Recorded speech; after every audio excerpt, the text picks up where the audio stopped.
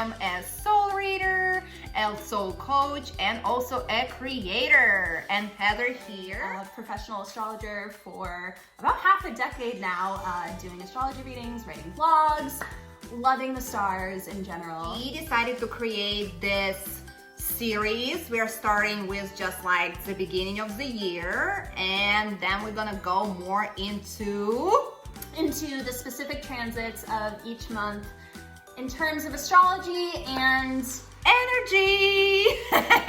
Yeah, so it's gonna be kind of like a party over here. And without further ado, I'm giving it to my astrology genius to start this, and I will be popping in along with different energetic insights. So let's see what's going on. I love it. So yes, so right now we are experiencing a new moon in Pisces, but more importantly, I mean, new moons are always an emotional rebirth, but this new moon is like the ultimate rebirth because right after this new moon, the sun enters Aries. Only a week later, we know that Pisces ends the zodiac, Aries begins the new cycle. So this is almost like an astrological new year. It's, you know, the final new moon in Pisces leading us into a whole new cycle. So a real rebirth. Yes, that is so exciting. I am really interested what it's gonna bring us. And if we look at those cards right here, I wanted to draw just one, but two popped out. So we will see what's gonna happen. So we have the self right here. So what self is talking about is that we are infinite and we have all those different selves in us. And now with this new season, it just really asks us to open up to different possibilities and just play around with that.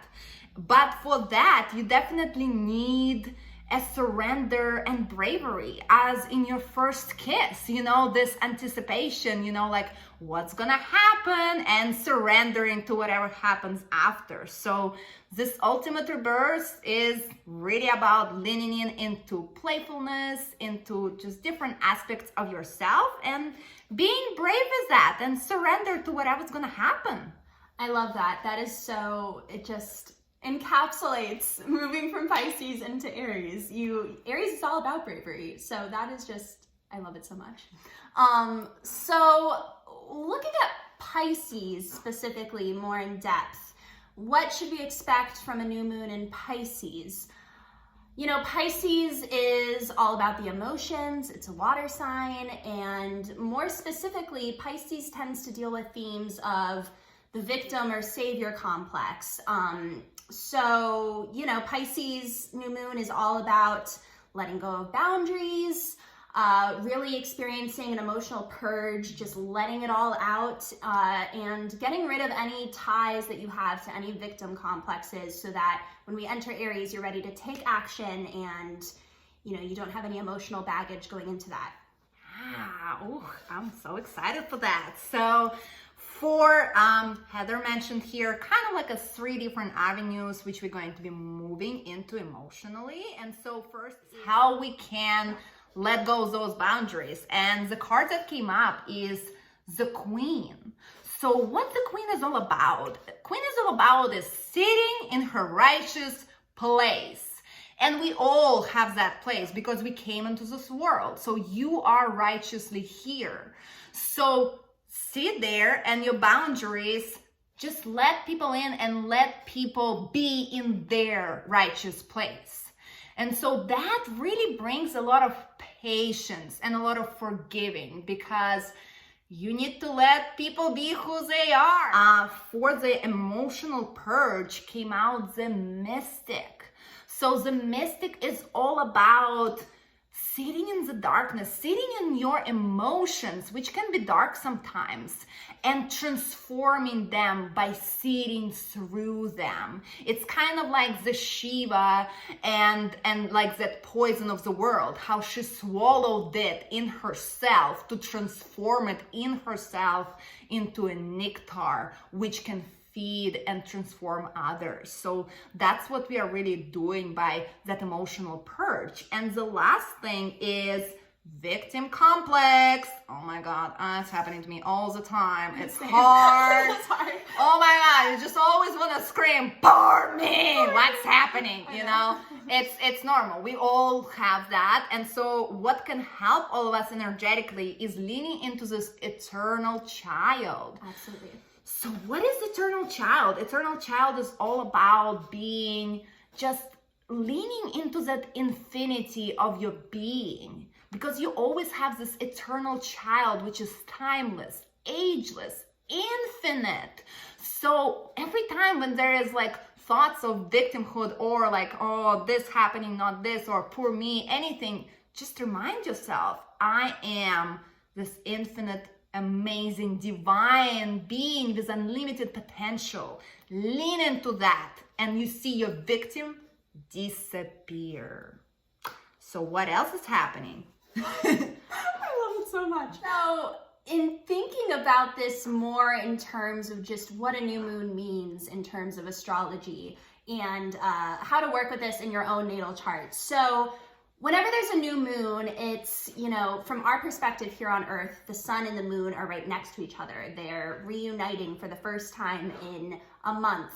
So yeah, what do you think when you think reunion, realignment, the sun meeting the moon? It's a opportunity to realign our solar goals with our lunar needs. So you really want to look at where your sun sign is and where your moon sign is and how to bring those together. Where are they having trouble agreeing and compromising with each other? So for example, I'm an Aquarius sun, and I feel like my solar goals are always to, you know, just create peace, to make sure that everyone around me is comfortable. But my Taurus moon is, you know, tends to feel taken advantage of if I don't get to do things my way sometimes. And, you know, I like what I like, and sometimes I want it to be about me.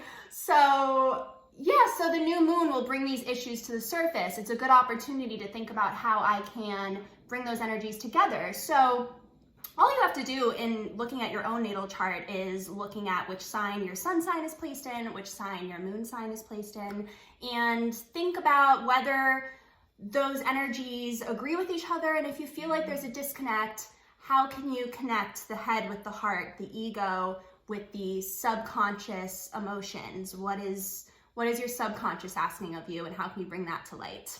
Well, we are as sisters of the moon, because my moon is also Taurus, yes. But my sun is in Leo. So Leo is all about, I don't care how I even feel, I just want to shine, I just want to be, I just want to be the first, the best, the biggest, you know, so there's always that. But then Taurus for me is more like just really grounding and really being truthful to myself and just really, yeah, just being in that righteous self, in that righteous place for myself. So there is that disconnect of truth and like just wishful thinking. So yes, and with that, like, how can we bring those together, guys, to party together? And how we can do that is this Venom card came out. And so it's really about understanding what is it that getting on the way of that connection? What poisons it? What poisons this beautiful connection to come together? And really seeing that and then trying to just make it a nectar instead, transform it instead.